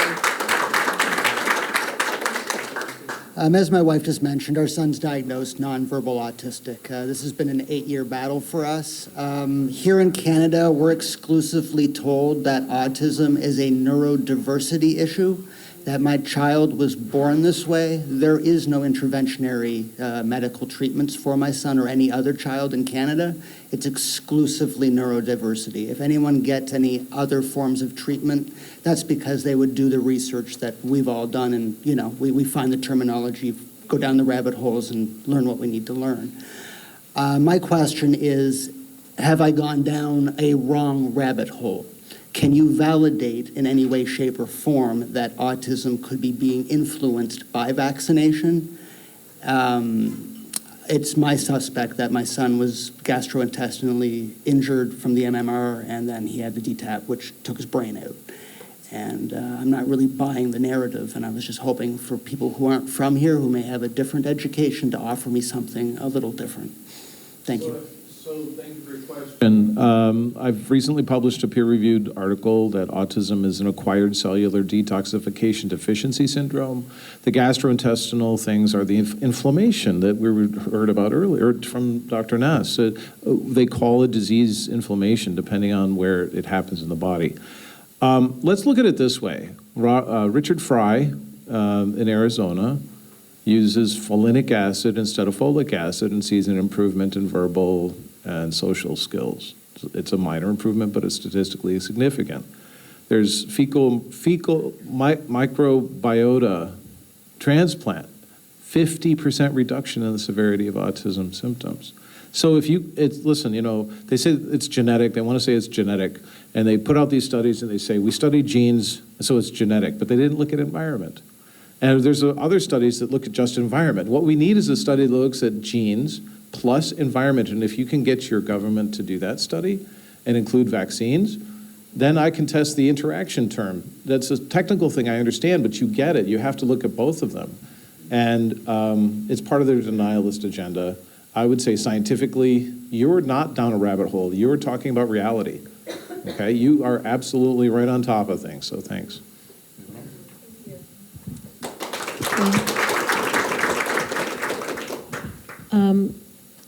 I once asked a group like this if, what useful treatments they had found for autism. And in this group, some people had spent upwards of $100,000 trying to help their child. And as far as I can tell, there's no consensus what might help one child won't help another one. And there is a woman in Western Maine, I think she's still there. Now I can't remember her name, but she's a PhD naturopath who is doing a lot of genetic studies for mutations and treating those specifically with vitamins and diet and other things.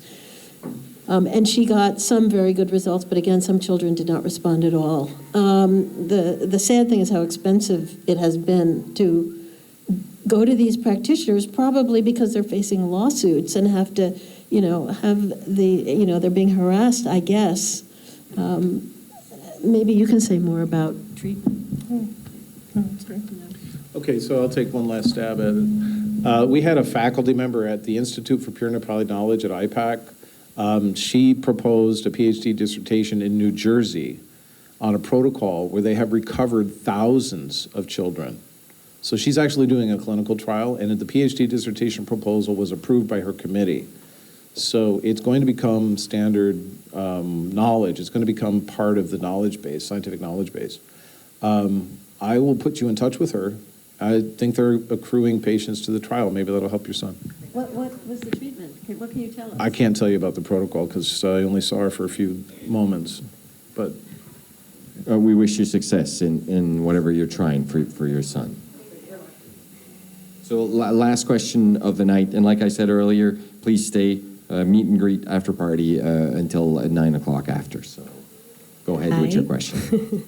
My name is Melissa, and I'm actually a registered massage therapist, so I have similar problems as Dina speaking out. I'm also outside of my scope of practice, and I could potentially lose my license, but I'm not censoring myself. So I have just a few quick questions. I'm sure you might want to elaborate, but Dr. Bob, you mentioned a while ago about the vaccines being tested never as the mix, which we know, but that the individual vaccines have been tested. Now, I just want to clarify that because it is my understanding that there has never been a double-blind, inert, placebo research on any of the vaccines, individual or mixed. Am I wrong? No, you're right. I said they were safety tested. I didn't say they did that safety testing very well. Okay. Right. Okay. The other thing, I just want to make sure because I'm going to speak. I don't want to misspeak. So the immune system takes about 3 years to develop, right? Like it's not when we're born, our immune system isn't fully operational. Isn't it true that we are vaccinating all immunocompromised children? Until they're 3, they are technically all immunocompromised. They do not have the immune system that we're trying to create this reaction from. If babies 4 doses of all those infant vaccines is, for one, each dose doesn't work very well, doesn't create a very high antibody response. So you have to give another dose and another dose just to create a high level of antibodies in their bloodstream. Whereas if we waited till that same child was 3 years old, we'd only need to give them 1 dose to get the same antibody response to some vaccines. So yeah, every baby we're giving, their immune system is not developed very well yet. And so, but I think in a lot of ways, we don't know what we're doing very well with the science. We're just figuring out how to induce detectable antibody responses in the bloodstream, but we don't know exactly all the effects these vaccines are having on the immune system. We're only testing the antibody response. And then actually they do know a lot of the other effects in animal research, and it doesn't look good. Okay. There's negative effects on the immune system as well, in addition to those positive effects. Okay. They just don't talk about it very much. So when you're talking also about pertussis and how and I think a lot of vaccines do that where they actually mask our symptoms. But we know from the live virus that it can also spread and shed. Isn't it possible, if our systems are being dumbed down, then we would go to school, even if we're sick, and possibly spread the disease, whereas when we actually get a disease, we stay home, because it ain't fun. Measles, you're home for 10 days or whatever it is. Aren't we possibly putting more people at risk from dumbing down these symptoms, but they're still contagious, possibly, right? Am I right? Okay.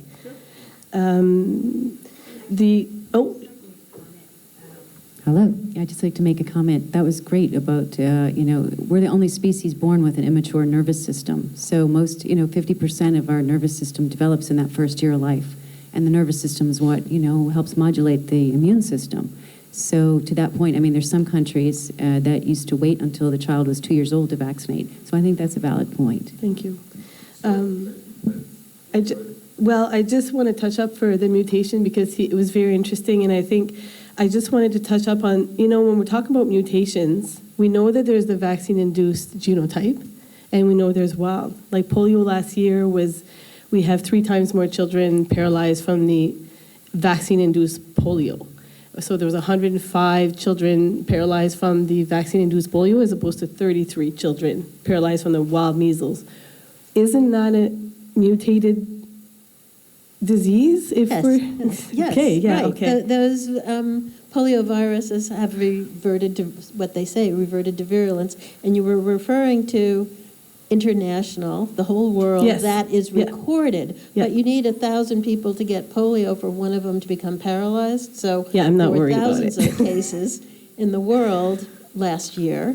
But yes, for a number of years, we've been having more mutated vaccine strain polio cases than the wild type natural polio cases. I'd love to ask Jennifer what that genotype was, Miss Russell, who's not here. Last quick thing, anybody here, you guys, including the panel, believe that there's anything else but a big pharma money-making push behind this? Is this big pharma's doing? Does anybody think it's actually anything else but that? I do. You think it's big pharma? I think it's the intentional genocide of our people. I think it's a cult. Thank you. And thank you so much for coming. You guys are so great.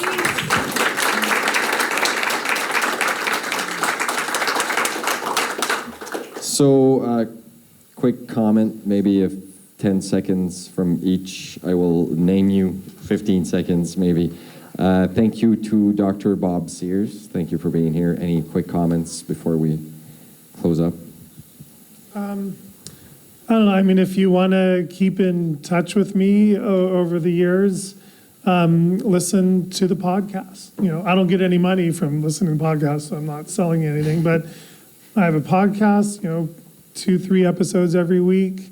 Find it. It's the Vaccine Conversation. The reason I'm telling you is then you can tell your friends to listen, so they don't just get it from you. They'll hear, 2 semi-interesting people talking for an hour about one thing about vaccines, right? And then the next show is the next thing, and the next thing after that. So, yeah, just check it out, the Vaccine Conversation podcast. It's a lot of fun, and it doesn't have anything to do with this, but I just didn't want to leave. I like people to, it makes me feel like I'm staying in touch with you, because I know now when I'm doing the podcast, I'll be like, oh yeah, people up in New Brunswick are listening to this, and I'll give you a shout out. And so anyway, I just wanted to say that's part of, we kind of train you how to have this conversation. Like my opening statement, you will learn better how to be yourselves in this world regarding vaccine information. So, anyway. Thank you. Dr. Merrill Ness.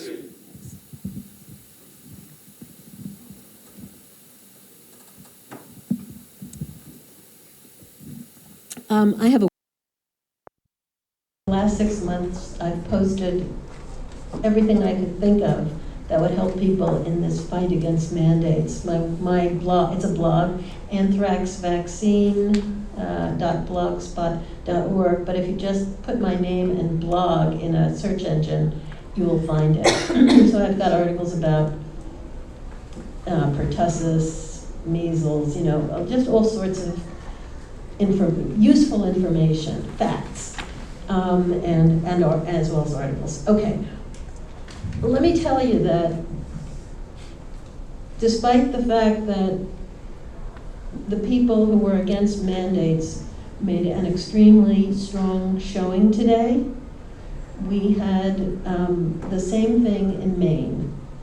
We had a very well-organized group We had over 500 people show up in the Capitol. So in our Fredericton, which is Augusta, over 500 people show up on one day when they had the Education Committee hearing. They had to open 5 rooms and show video of it. We had 1,000 people testifying the testimony that night, and they limited us to, I think, 3 minutes each. Testimony went to 2 a.m. And basically, the same issues were covered that were covered here today. The scientists and doctors in favor of mandates had very little evidence for what they said. There was a lot of fluff. There were a lot of parents coming in, reporting on their children. There were people like me saying, wait a minute. And despite all that, it had nothing to do with the evidence that was presented. It was a decision that had been made behind closed doors, and people's votes were enforced and were changed. Even though we had people lobbying daily in the Capitol and talking to the reps and making sure they were going to continue to vote the way, because they were being turned in the process back and forth. But in the end, the other side won, and even though I have no evidence, I saw how the votes got turned. I have no evidence of why that happened, but I'm convinced in my mind that it was the Democratic Party leadership in the case of Maine, and we know on video that that's what happened in the case of New York, where they brought in this mandate without even a hearing, and in Vermont, where they got rid of, they sort of made a deal, and they got rid of the philosophic exemption and left the religious, which basically meant for parents in the know in Vermont who understood how to use the religious, they still had an exemption, and for all the others that were just kind of coming along for the ride and liked the exemption but hadn't gotten involved, they lost their exemption. So that's what happened in Vermont about 3 or 4 years ago. What I'm telling you is that this is a very dirty, very difficult fight, and you really need to, if you want your exemptions to last, you're going to have to really work at it as hard as you possibly can. I'm just telling you, Vermont also had a very well-organized, good group who were against the mandate, and they lost it. They lost it. They had the hearing in the morning, and at 1 o'clock they voted. The hearing was meaningless. It was just window dressing. And I hope your hearing is not going to be window dressing, and I hope your Canadian lawmakers, it's a good thing you have more parties, are going to be more honest than ours. Thanks. Thank you. Dr. Dina Churchill. I would repeat Barrister James's sentiments in, just speaking out, especially vaccine-injured parents. I've been working with Andrew and Shannon and Ethan, and it's really inspirational for me to really see the result. It gives me purpose and why we're all here. So we're trying to get a group of parents together with vaccine-injured children to maybe pursue this on a legal basis, class action suit or some other opportunities that we've been talking about tonight. So if you're a vaccine-injured family, or you know of anyone, if they can get in touch with me or Andrew, and my blog is healthtruth.blog, and I write about vaccines and 5G technology and all sorts of other things like smart meters that they're also mandating. So that slippery slope is not just to vaccines, it spans over a wide range of topics. So healthtruth.blog. I'd love to hear from you, and thank you all. Thank you. Dr. James. Okay, so the website where you can find me, I have two. It's the IPAC website. IPAC stands for the Institute for Pure and Applied Knowledge. We do research without any profit motive. We are objective. We publish what we find. Lifelong biomedical researcher. I've designed the vax-on-vax study that we're doing. I mean, you can look at it that way. There's interesting material on the website as well that shows you what we've been up to. The other website is James Lyons Weiler, no hyphen, jameslyonsweiler.com. And there's about 140 articles there that I've written over the past, I want to say 2.5 years or so. It's been an interesting transformation. What I would say is very quickly, when you get home tonight, go to your Department of Education's website and look at the cost of special needs in the classroom. And look at it over the last 20 years and see if it's increased to the point where they're going to bankrupt your government.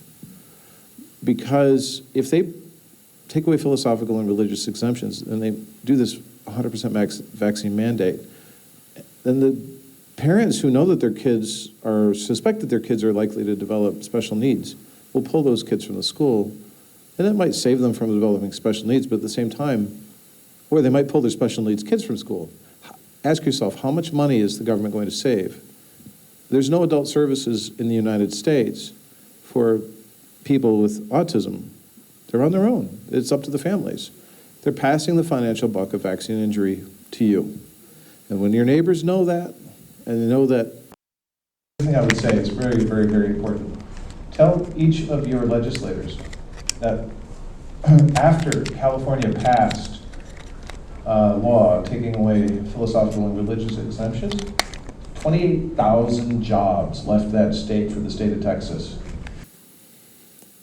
It's not that hard to imagine that parents of children who can't tolerate vaccines own businesses and own jobs and have jobs. They will leave. And if that's an issue for you, if your local economy matters to them, then tell them. If I have to vaccinate my child for public education, I'll go get a public education somewhere else that I'm entitled to. Thank you.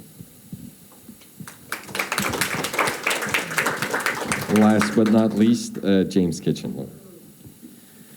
Just quickly, one of the characteristics of a free society is one in which there's a lot of citizen advocacy groups, but they can only exist, of course, through donations, through people giving money towards them. So if you're looking for a way to get engaged, but you don't have time and you don't know where to start, and if you have disposable income, I understand not everybody does, throw a little bit. Go out and pick your 2 favorite citizen advocacy groups that are advocating for what you believe is good and is going to make the society better, and give a little bit of money towards it, because that's a pretty powerful way to see your society become more free over time. Thank you. And, those of you like Meryl said, you guys have to get more active with the legislature. And I mean, who's in charge of that around here? Stephanie, are you in charge of that around here? So connect to Stephanie, and stay in touch. And she'll let you know when they're going to the building next, and go meet with people. And I mean, you got to band together to do that. Because if you don't, again, this could just roll right over you. And then for all of Canada, there's Ted. And We'll let Ted speak a few words. Anyway, yeah. So make yourself known to Stephanie, you guys, and your name, Shannon, Melanie. Who's Shannon? Anyone named Shannon? Okay. So stay in touch, you guys. That's really important. I would just like to take a few minutes on behalf of Vaccine Choice Canada, which helped to support these gentlemen coming here today. Vaccine Choice Canada is a family-led organization of parents whose children have been harmed by vaccines. And our mission is that we want other parents to know what happened to our kids. And we also want to protect your right to informed consent. And so it's important that we get ourselves activated as citizens, that we take responsibility for the health care of our sons and daughters and our grandchildren, and that we create this kind of society that we want to live in. If you haven't already become a member of Vaccine Choice Canada, I would strongly encourage you to become a member. We are actively lobbying around your right to informed consent right across the country. We will be launching a legal challenge. And so to the MLA today who asked if there will be a charter challenge, I guarantee it.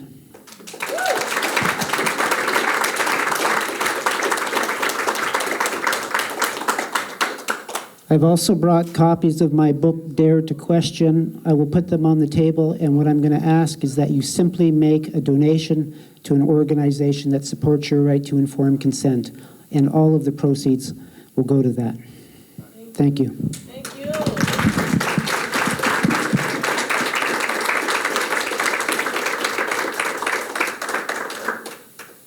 I just wanted to say something too, because I don't see CBC or Global or CTV, and I used to be part of all that. And now I'm more part of the alternative media. And a few years ago, I did a story about a guy named Rick Simpson and hemp oil, and it really changed my direction. But now I'm seeing friends of mine, like we've become friends, Lou Grudowski from We Are Change, Dan Dix from Press for Truth, and Josh Sergensen. And, you know, I really picked the wrong time to get into this because now they're all being shadow banned, and, you know, it's just, yeah, there's got to be a place for media. And if I'm the only guy here with a camera, nobody's paying me for this, you know, doing it on my own dime. And the more I do these things, the more I don't get work. You know, that's just the way it is. But anyway, support alternative media.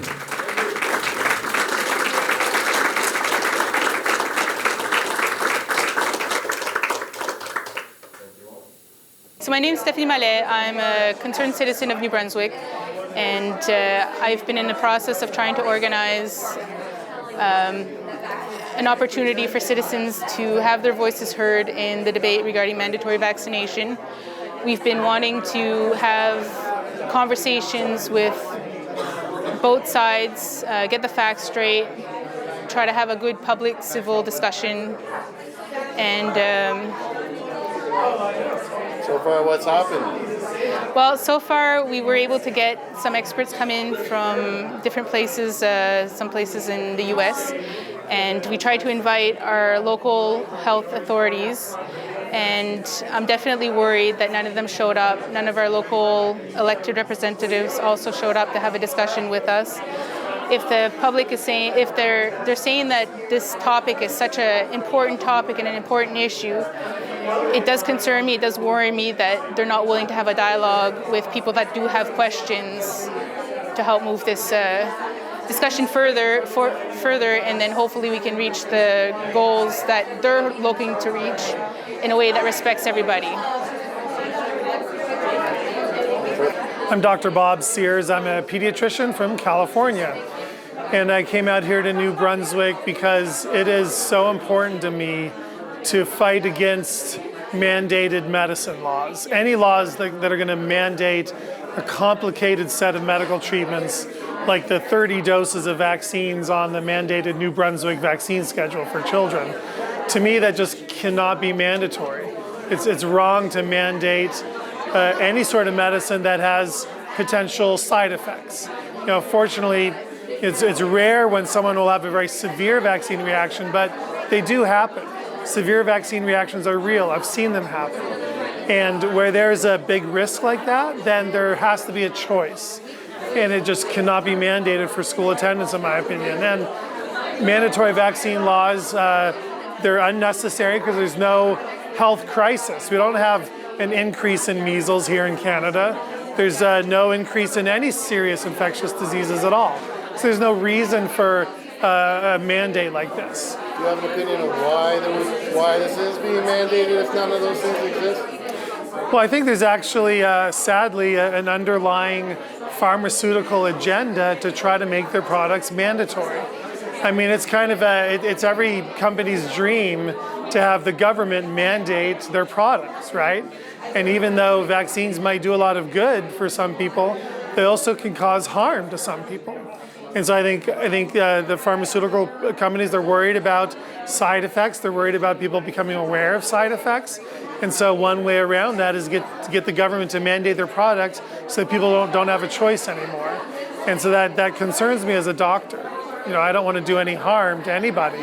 And so I always like to give informed consent and tell every patient the pros and cons of their medical treatment. But if you add in a mandate now, so I'm not just helping you make a medical decision, I'm helping you make a decision that's going to determine whether or not your child can go to school, that shifts the whole conversation and the whole decision. And I don't like it when government gets involved in my office and my medical decisions between me and my patients. So that's why I'm against vaccine mandates, and I will fight them, everywhere I can. I'm Dr. Meryl Nass. I'm an internal medicine doctor in Ellsworth, Maine, and I came to New Brunswick today to speak on the issue of the vaccine mandate. And what's your concern? My concern is that nobody should be mandated to get any drug or vaccine. People are unique. People's health situation is unique, and not everybody responds the same to vaccines. If somebody told you everybody needed to have an aspirin every day for the rest of their life because of a government mandate, how would you feel? If they told you everybody needed to have a statin every day for the rest of your life, this is basically the same thing. It's an uncontrolled experiment. Medical care has been considered sacrosanct. You have been responsible for your own body, and you have the right to decide what goes into your body. So there's a slippery slope we would be falling down if this mandate bill passes. Unfortunately, in Maine, it did pass about a couple of months ago, and I came here hoping that I could help you prevent that from happening. Is the science settled on this issue? The science is settled on very few issues. In terms of vaccines, we should not lump them together. Every vaccine is different. That's like saying, is the science settled on drugs? Obviously, every drug is different. Obviously, you have to discuss each one separately. In terms of vaccines, first of all, the science evolves, the bugs evolve, the bugs mutate, people change, people are taking different medications, people had a different number of vaccines previously, and so there's no one answer. But in terms of safety, we know very little, and that is agreed to by the National Academy of Sciences, which has said that the evidence is insufficient to accept or reject a relationship between most vaccines and most side effects.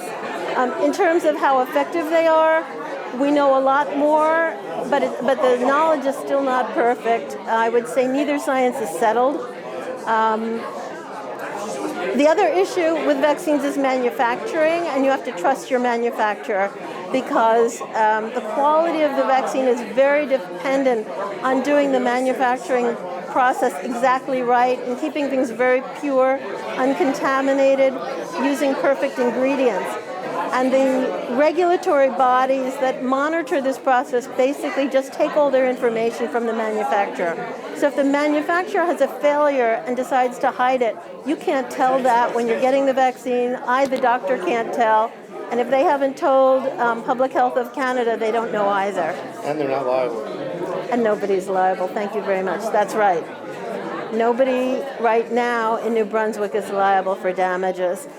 And in the United States, companies are not liable either. And furthermore, if a problem is discovered or reported, they pay a fine, if they pay anything.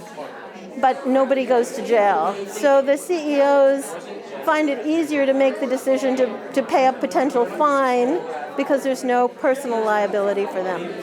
So my name is Dr. James Lyons-Weiler. I'm the CEO and Director of the Institute for Pure and Applied Knowledge in Pittsburgh, Pennsylvania.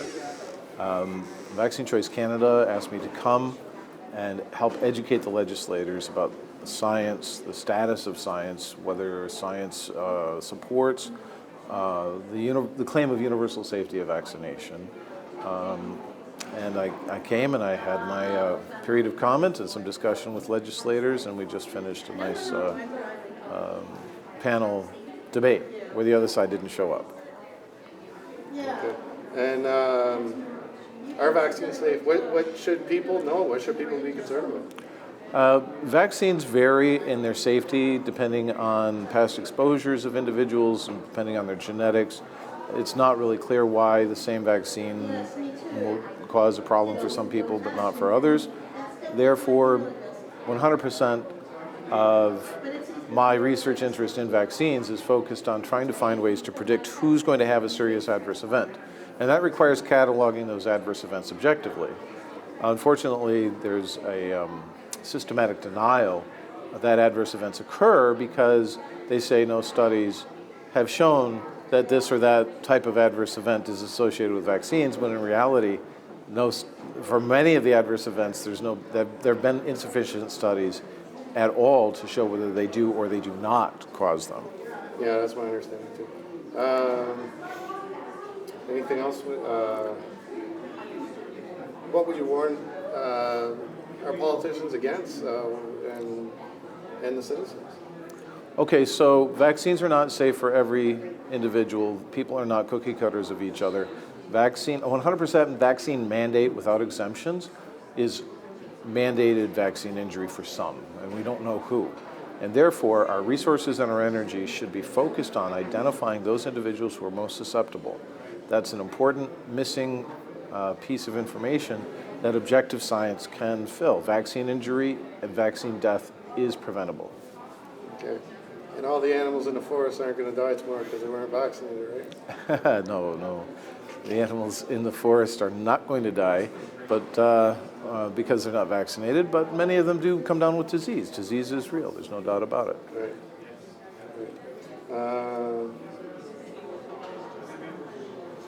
Like, right down to the grit, like what is this just big pharma lobbying to create these, this scare, this, like, what other than the financial interest could be creating this media fear-mongering, one-sided debate, the science is settled, all that kind of jargon? Well, the fact of the matter is that the major stakeholders in this game are vaccine manufacturers. They have multi-billion-dollar contracts for each vaccine that are recommended. And so if they lose those contracts because people find out that there's something wrong with their vaccines, then there's a lot of money at stake. And so they are actively lobbying, actively pushing for increased vaccine uptake. The reality is that the measles vaccine itself is old. It came on the market in the early 1960s. And every year that's gone by, there has been mutations in the vaccine type and in the wild type. And the MMR vaccine that we use in the States, the MMR vaccine itself is not likely to be as useful now as it was in 1963. But what it has done is, prior to 1960, there were 450 to 500 deaths in a population of 140 million people in the United States. What it has done is it's shifted the age distribution of the individuals that are susceptible to getting measles infection. Back in 1955, the people who were most susceptible to getting measles were around the age of 3, 4, and 5. The adults, anybody above the age of 5, probably already had measles, so they have lifelong immunity. The infants were getting passive immunity passed through breast milk.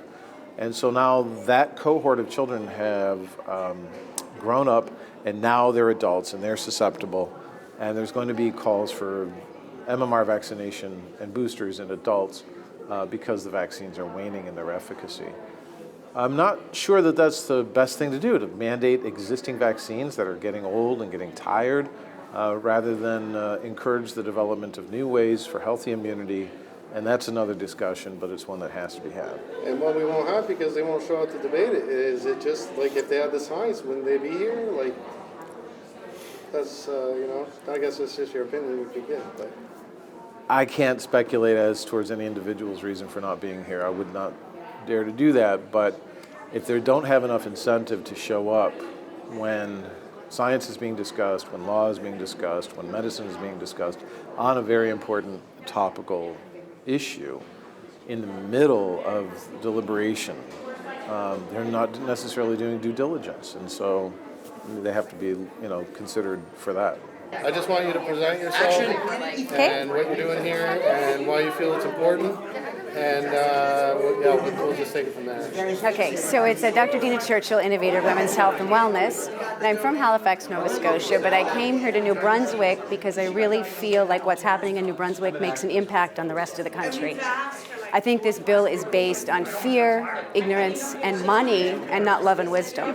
Now, for the public doesn't even know about it. I mean, this is the critical thing is that there's something happening so profound that affects the health of our children, not only now, but for generations, and our public is not even aware of it. So I think the biggest thing with this, with vaccines, with the measles vaccine, for example, is that the measles virus, if you connect, you have measles naturally, you just get that measles virus. But when you're getting the vaccine, it's a whole different ballgame. It's natural immunity is what our bodies create ourselves, but when we're getting the vaccine, it's an artificial concoction of chemicals and with unintended side effects. So I think the New Brunswick government really needs to take a look at these unintended side effects before they mandate a policy that the U.S. government deems unavoidably unsafe. And you got persecuted just for speaking out about Yeah. If, my whole problem with my chiropractic board would have disappeared had I just been quiet, but it's like, if you were living in a building and you found that it had arsenic in the water, you'd go knock on every door and let them know there's poisons. Well, that's what I feel like I'm doing with the vaccine industry, is that there's some real concerns, and as parents and as healthcare practitioners, we need to speak up against this. Anything you'd like to add? Any words of advice or? Well, thank you for being here, because independent media, it's really challenging. We drove up on Monday from Halifax, and we had signs, Bill 39, unconstitutional, vaccines can harm your children, and it was just 6 or 7 of us that marched around CBC. We knocked on the door, CBC didn't want to come out, and we're just trying to educate the public. We're not anti-vax. We're about being vaccine informed. Nobody starts out as anti-vax, really. No, every parent wants to do what's best for their child. I just encourage, to look a little deeper. Vaccine Choice Canada is a website I'd highly recommend. So if you're looking to know which vaccines contain which chemicals, Vaccine Choice Canada. And do you think this is financially, is the financial aspect really what's driving this fear-mongering and this polarization? I think absolutely, because there's no science really to support this bill. I mean, the unvaccinated pose no risk. The unvaccinated kids are healthier, so there's no medical reason for this to go through. I mean, it's not even put forward by the Ministry of Health. It's put forward by the Minister of Education. So the health minister today couldn't even produce the data that, we asked about the vaccine, the measles outbreak, and how many of the group that had measles were actually vaccinated. And that knowledge and information is not readily available to the public. So I think that's a crime, really, not to be able to share that information. Granted, you couldn't share anyone's personal identification, but we can have a percentage. In California, when they had that vaccine mock-up scare, they pushed through a vaccine bill, and afterwards did their research and found out that 86% of those people that contracted measles actually had the vaccine. And that, it was 40 to 50% actually had the vaccine measles strand virus. So the measles vaccine was causing the outbreaks. So it's kind of crazy, really. So we need to educate parents. Contrary to Minister Carty's comments today, he felt that education doesn't work. I would like to say I think education does work, and I think if parents are educated and know these facts, they're smart enough to make the best health decisions for themselves and their families.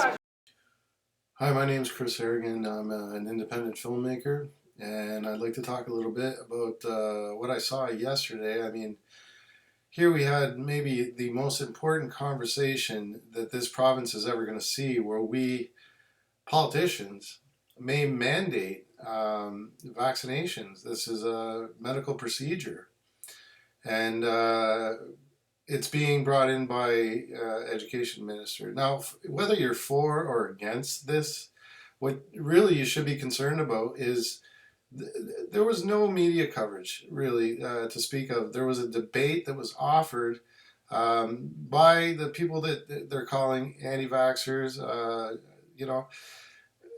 They brought in experts from California, from Maine, a constitutional lawyer, a Canadian constitutional lawyer, and the whole idea was to open the conversation. It wasn't to. It's not about who's right, who's wrong. It's we need informed consent. People got to know what they're getting into, and who do you rely on? That is the media, and they're not covering this. Like I said, this is important. This is going to affect every single one of you, because if you think it's going to stop with the children, think again. There's hundreds of vaccines coming down the pipe, and it's going to be mandatory for everyone. If you're for that, that's fine. If you're not for that, that's fine. But the problem is it's not being talked about.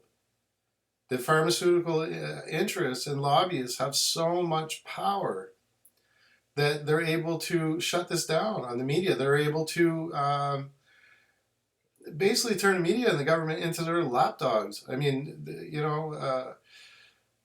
and if we don't have media, then you don't have a voice. If you don't have a voice, then what are you? Where do you stand? If the government can just do whatever they want, if you trust the government, again, it's fine. But we need to talk about it, and these things need to be addressed. And I couldn't believe that I was the only one that showed up there with a camera. All the media was invited. I heard even 30 media outlets were invited. Nobody showed up. I think there was one French journalist, if I remember correctly, with no pharmaceutical ties. So my point here is, come on, Canada. Like, you're better than this, I would hope. And, guys like me, I don't get any funding. I've been working, I've worked for the news. I've worked on 100 documentaries in different capacities, usually as an editor, camera, and my own films, where I direct and I do everything. And the problem is that there's no money in independent media, alternative media, and I would urge you all to promote and support us, the people who are using their skill sets to bring you the stories. And so, it's up to you. Vote with your dollars. If you're happy just being programmed every day by what you're being told on the news, and I'm here to tell you, I'm the brainwasher. I'm the guy. I've been doing it for 20 years. There's an art to it.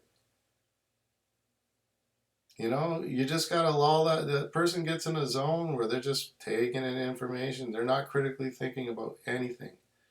And the idea is to answer the next question your mind is going to ask naturally, before it has time to ask it. And then you just plug in the information. And that's how it works. So, if you agree and you'd like to support me, because this has been a difficult journey financially for me, there's no question. I started down this road more than a couple years ago, but I mean really more full on in the last couple of years, and I have a lot of content that I plan on releasing soon, and the problem for me is just not being able to afford to sit down and do it. And this is stuff I filmed in Latin America that's related to what's going on here in Canada and where we're going, where we're headed. And that's been an incredible journey. But financially, it's been very difficult. So if you'd like to support me, Chris Harrigan, I'll provide some links. You can. I'm not completely set up, to be independent in this sense. I don't have a website yet or anything else. I've been working for the mainstream for 2 decades almost. And so, a one-time payment to PayPal to CT Harrigan, my name, at gmail.com, through PayPal or a e-transfer. I also have a Patreon account, which I'll put the link to. But, I'm not asking to get rich here. I'm just asking to be able to eat and to get by and to be able to keep bringing these stories, because the goal for me is, like I often say, if it wasn't for money, I wouldn't make less films. I'd make more. You know, money is the stifling thing. So if you support what I do and you want to see more, there's lots to come. And I would encourage you to check out other alternative media, because what you're getting on the mainstream is anything but news. It's not. It's not news. It's just programming. So, you know, it's up to you. Again, I'll put the links below to my Patreon account, and just for now, my email. And any little bit helps. I'm doing these things on pain, generally, you know.